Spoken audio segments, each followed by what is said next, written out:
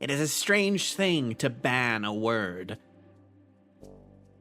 Our language has power for us, meaning.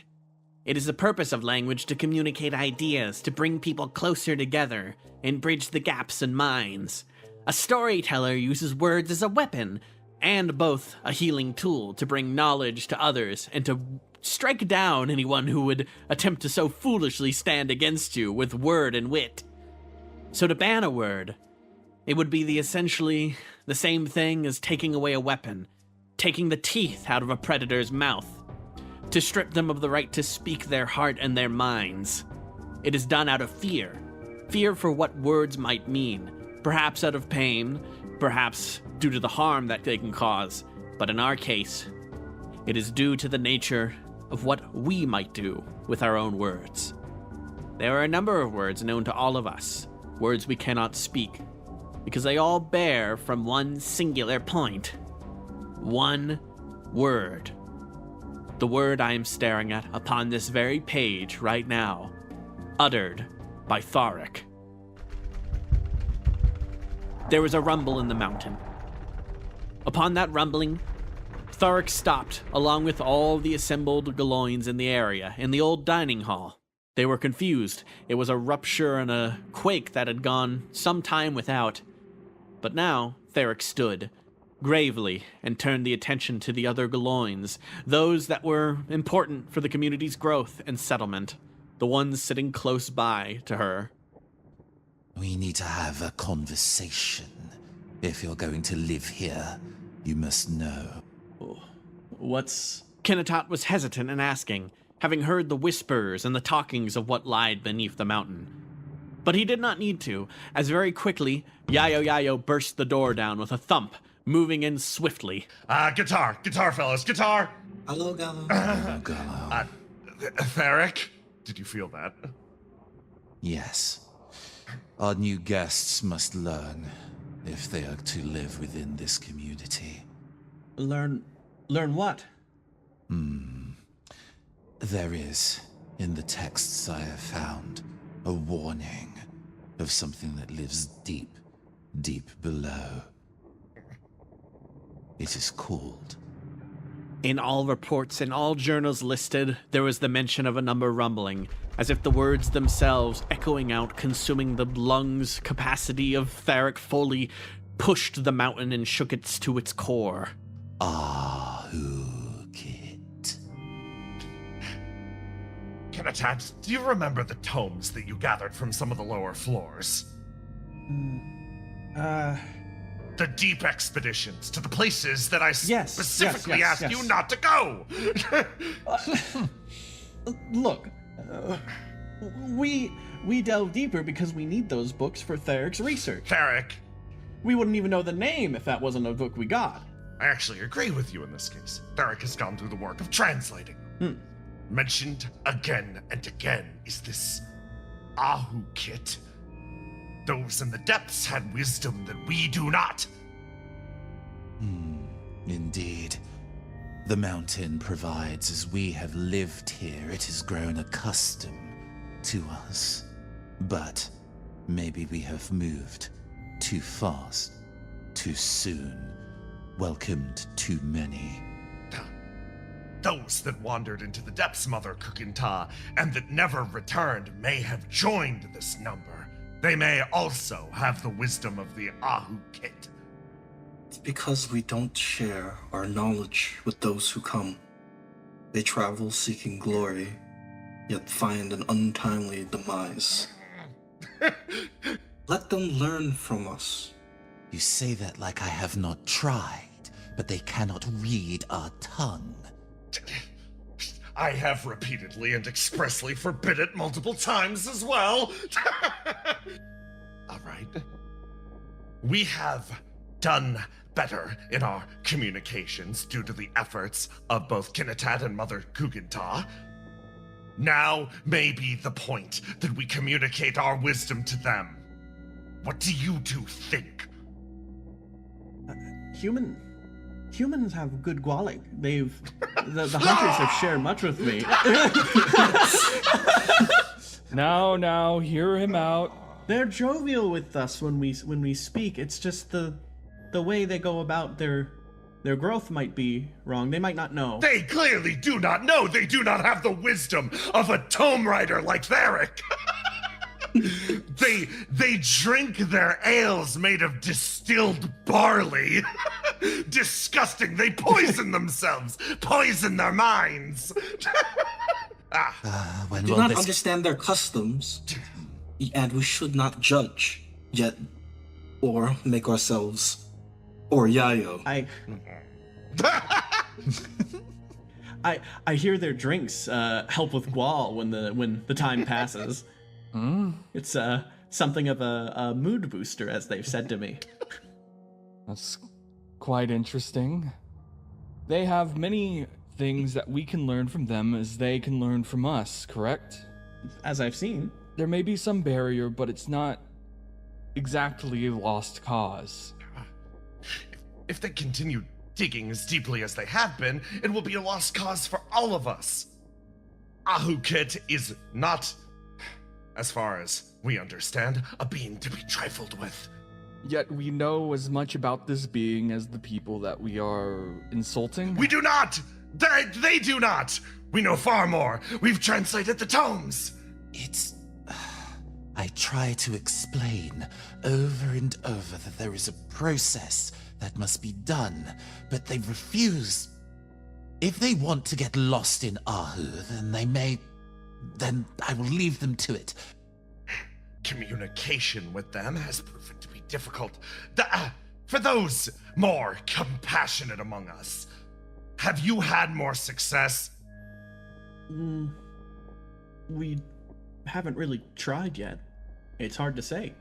But I think if we should, maybe we should, if this is okay, we should hunt with them. I know they also go out and hunt. If we hunted with them, then, well,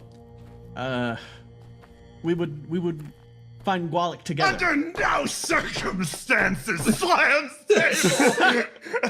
Sharing the secrets of our hunt is the same as exposing our necks to those humans. If we did not have the rumbling so early onto our stay here, and if I must say, that is because they tempt Satahu. They draw it into our territories, but we cannot share. If they decide to turn on us, they will kill us as certain as Satahu. Yayu. When it comes to decisions such as these, important ones that drive our community, we look to Kater. We seek his wisdom, and we will decide. I say we decide to hunt with them, because maybe we can show them Gwalik outside of searching for this Ahukit.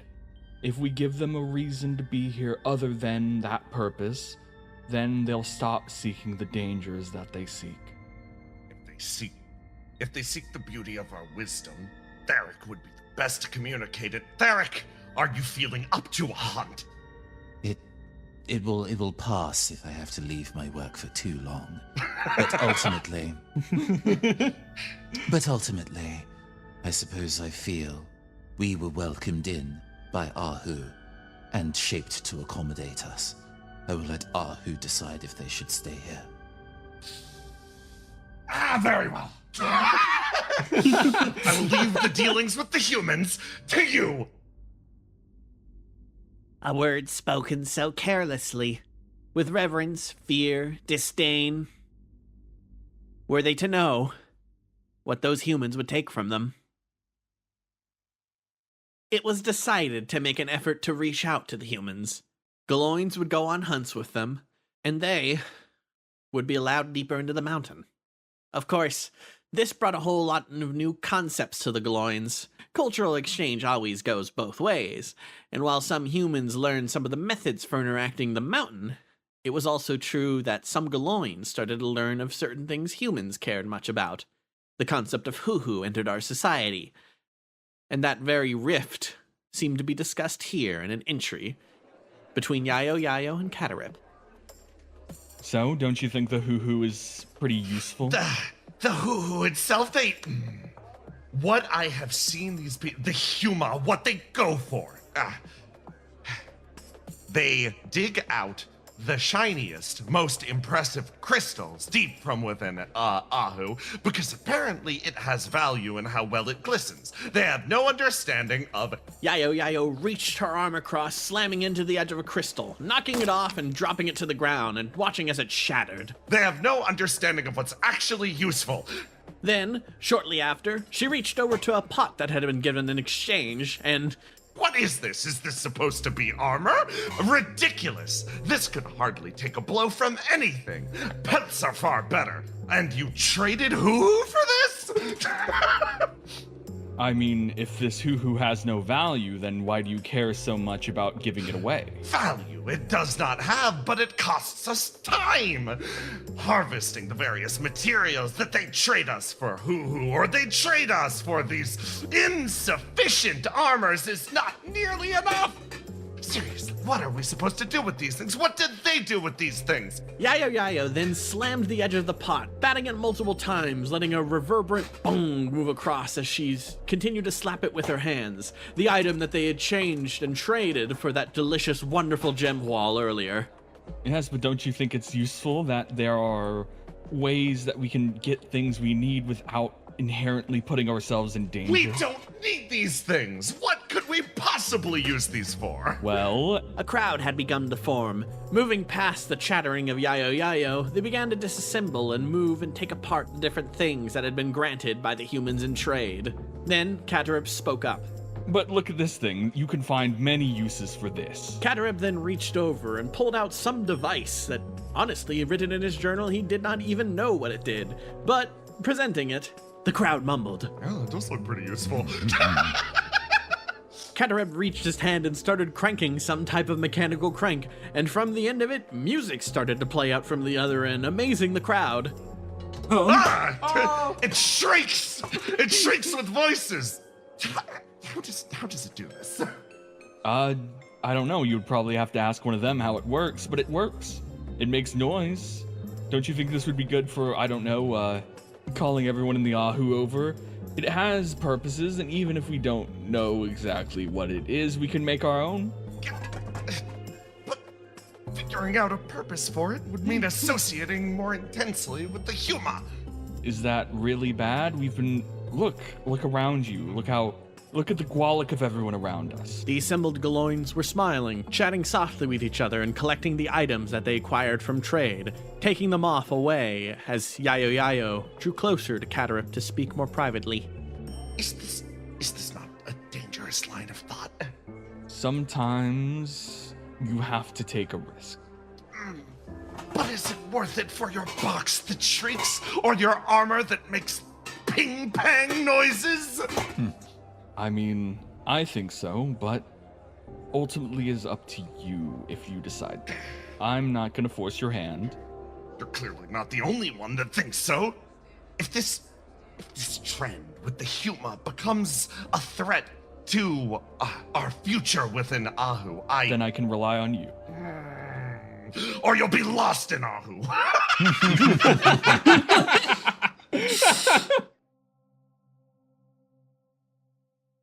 Our ancestors were thoroughly divided. The Humulic faction enjoyed the new goods that could flow into the city, and a grand bit of mining began within the mountain itself, traded for goods and valuables.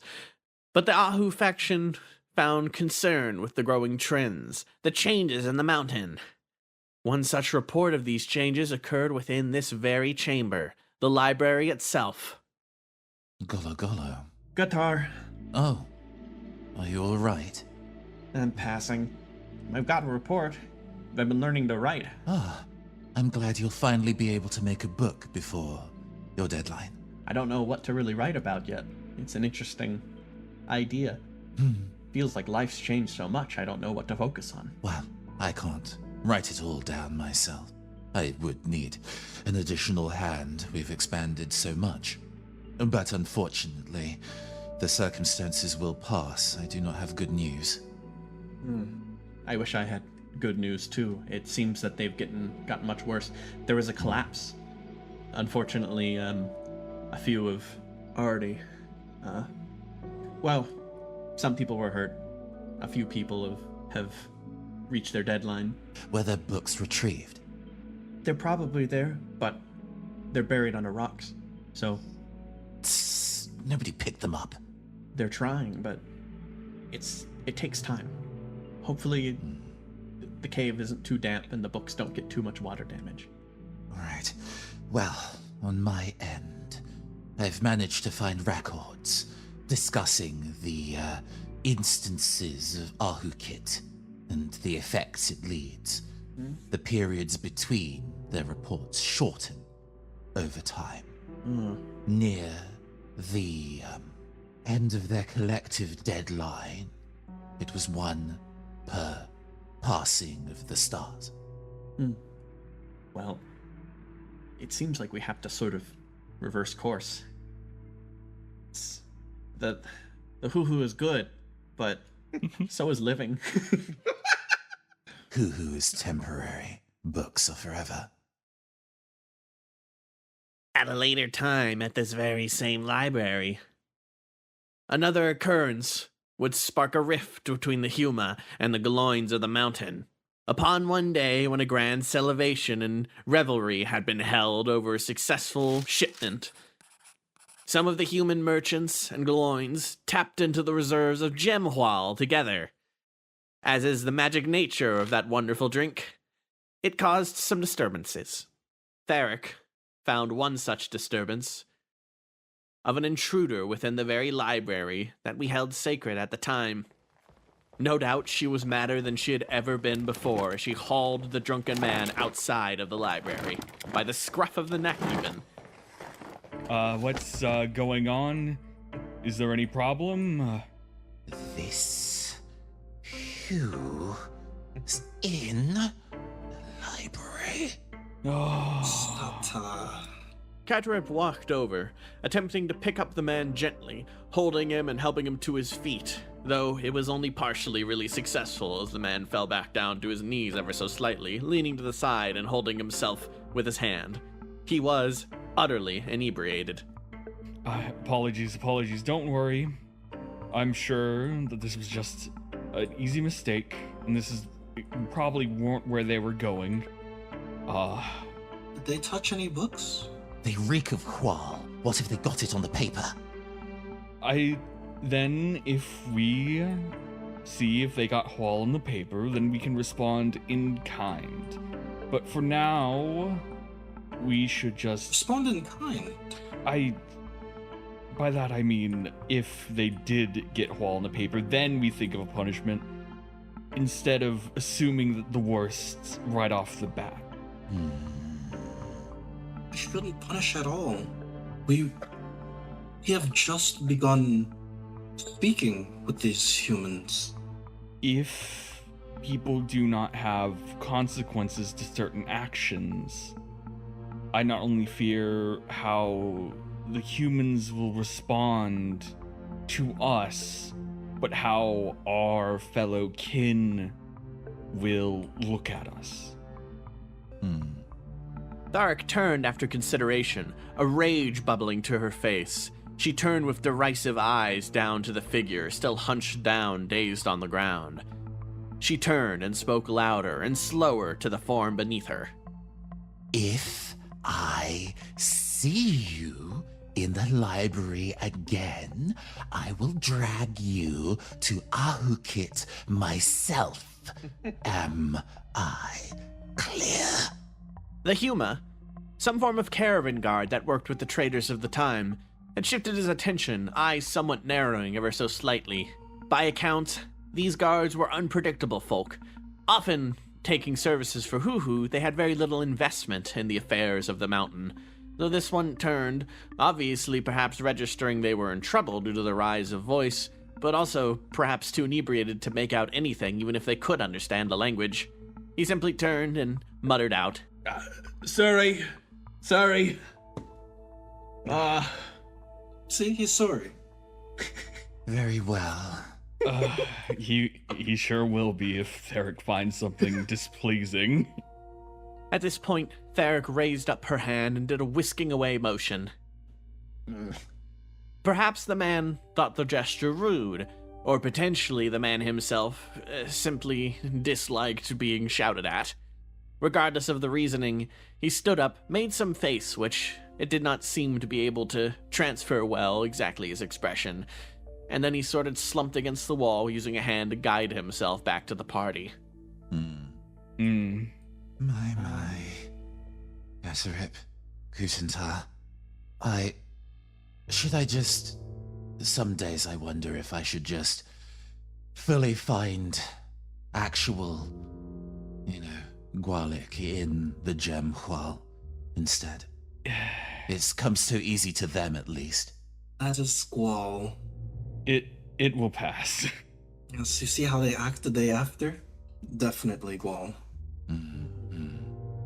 I need to return and make sure that the books are in good condition. When the Grand Wizard Varnus first came into the mountain, I have to wonder if anyone had known, seen the signs. Perhaps looking at them, could they tell that he was far different than the others? Could they see by the regality, or perhaps the stone-cold gold mask that stood on his head, that perhaps he would be different than the other humans up to this point?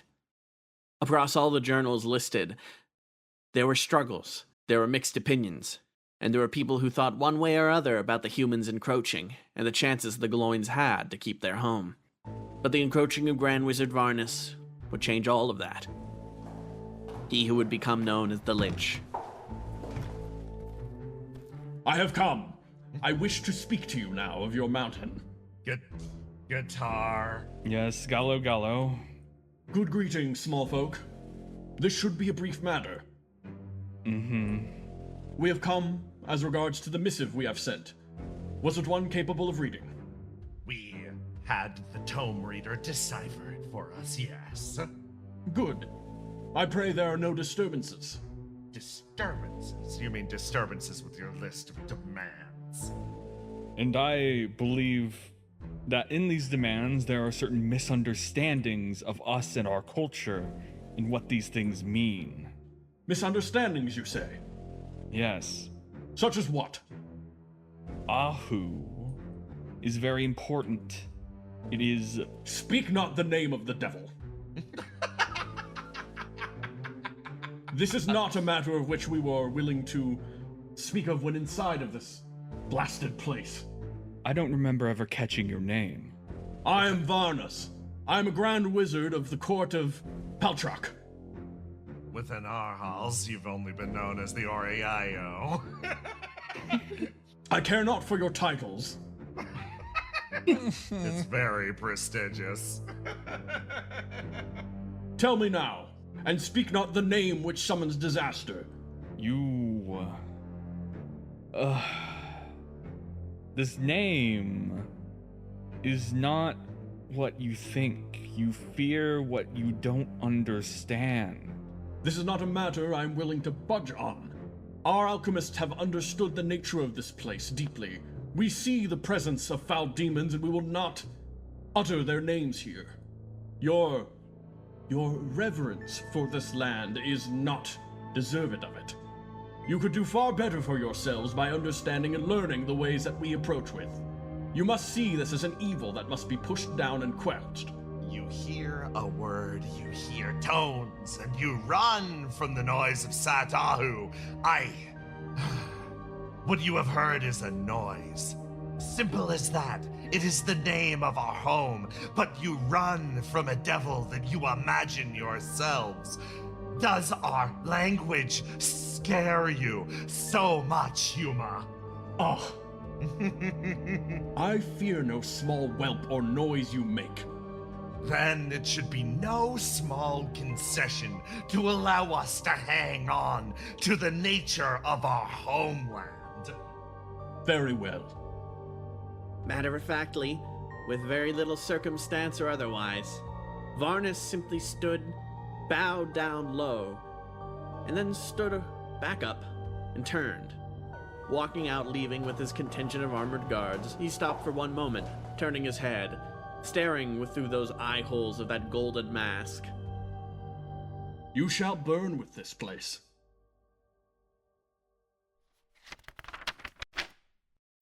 so much is happening here, including like it's turning to get ominous. I keep using my name, but I can't tell if it's an insult or not. I guess your family were a little bit on the traditionalist side, obstinately so. Very isolationist, which I'm gonna be honest, these days in particular, I'm the one who usually gets scolded for speaking too much like the humans. I'm the one who reads all their books, and it's so weird seeing. I tried to understand how perhaps cultural values have shifted, and even my own role had become something that it was quite literally the opposite of what it was before. My gaze twitched over looking at Arcot.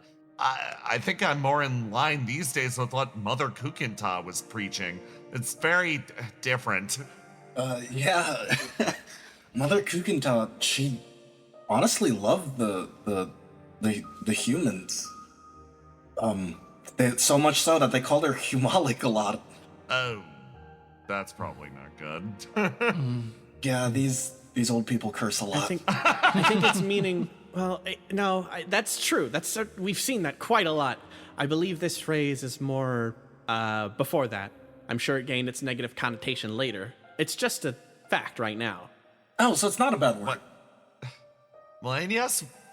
My name was called. I sort of turned over to look at Yayo. What do you make of the thing in the mountain? I've never heard anything mentioned about this. Why is it kept to a secret library? I thought for a moment. I suppose an answer would probably lie deeper into the text. Some type of entity. They were very vague about it from what you were reading. It did catch my eye. You had said the mountain was... It seemed like it was shifting, changing, alive in some ways. Yeah. Matches with our experiences. Something as Ahukit sounds like, by association, it would simply be the name of what... We can understand from context clues that Ahu was the name of the mountain. Linus? You should probably not say that. Oh, right. What? Who banned it, though? That's what I want to know. I mean, by the grace of the mountain, we get to live here. It feels, I don't know, weighty to use the name of something that lets us continue living so flippantly. As for who banned it, based on my understanding, it seems like Ambassador Varnus. Oh, yeah. That is another thing, yes. I would not doubt that these are the same entities. There was no Or at least an ancestor or something. There's also no indication that Ambassador Varnus was anything other than a politician initially. How did you learn how to do this? I pulled open my book and gestured at the seal again. Also, doesn't that mean anyone can do this? I stopped for a moment. Quick learning of knowledge from Varnus might have meant the knowledge itself was always here at some time, buried away in the tomes here, some sort of understanding which could later be applied by modern scientific theory. Could be more here for us. As I turned to Yayo, I also thought a bit about that. Yes, anyone can learn absent physics. There is no block based off size, race, age, social standing. It is why it is so heavily guarded by the coastal wizards.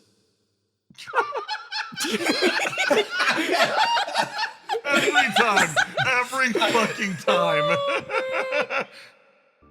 I suppose it's knowledge is a great equalizer. I can understand why Mother Kukentat wanted to connect with other humans and share the things that they knew and that we knew. Yes. It sounds like she was more shrewd than she might have left on in some ways. As for Ahukit again, it's I mean, it could just be a religious thing from the people that came before, which is in its own way an interesting topic. How many generations have gone through this mountain? Hard to really tell. The lifespan of a Galoin is a very mysterious kind of thing. With the Stroll and the Galoin and everything like that, it seems like a lot of people found their way here, along with some humans as well. Yeah. It seems this place was willing to be a bounty for anybody who could live in balance with it. And so did our ancestors for a time. And then the humans started digging. Suppose they did. Just like how Galoins are always Galoins, Boomins are always Boomins. Well, I don't know if I don't know if I agree. If there was a period of time where people were able to genuinely live within the mountain and be, at peace, then just because one diplomat decided that he wanted to go and exploit the space and ruin the harmony that everybody works so hard to set doesn't mean that they're all like him. After all, while I suppose I am not human, I have spent all of my life living alongside, growing with, laughing with, crying with other humans, learning with other humans. And they're not perfect, they're messy. And they do things that I don't understand, and I can only assume that I do things that they don't understand, but most of them treated me like a person. We lived in something resembling a harmony. It's a shame we can't be that way again, I guess. When you live with a group of people for a long time, you can see past simple things like who you are, what culture you come from. I know that at the heart of any engagement, discussion, being with people, you can find companionship, love, closeness.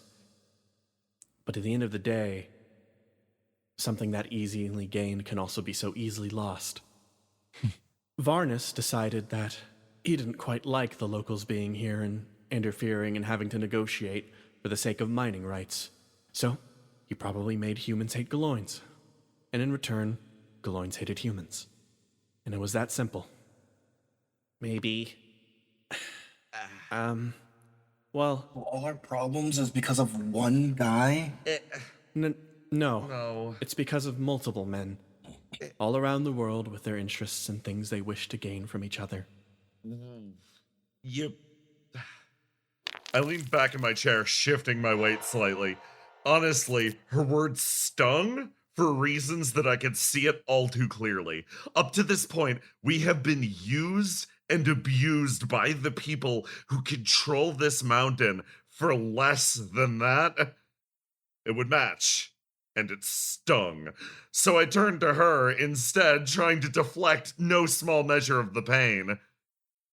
You speak like this is coming from a place of personal experience. To a degree. It's what I've lived and seen 1,000 times throughout all my years of life. How old are you? I stood for a moment, finding myself suddenly backed into a corner. It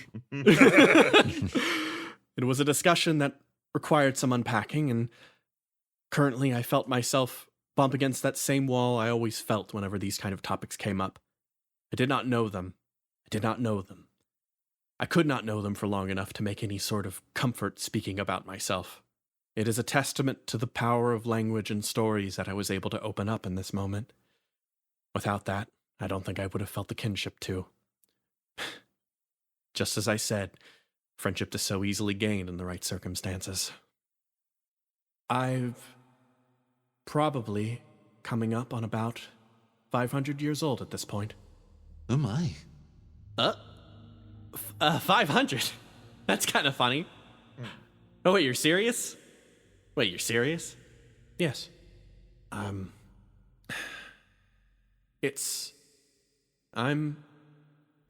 where I come from, my people were called the Denaviel. It's different from the name I gave earlier, because it's more specific.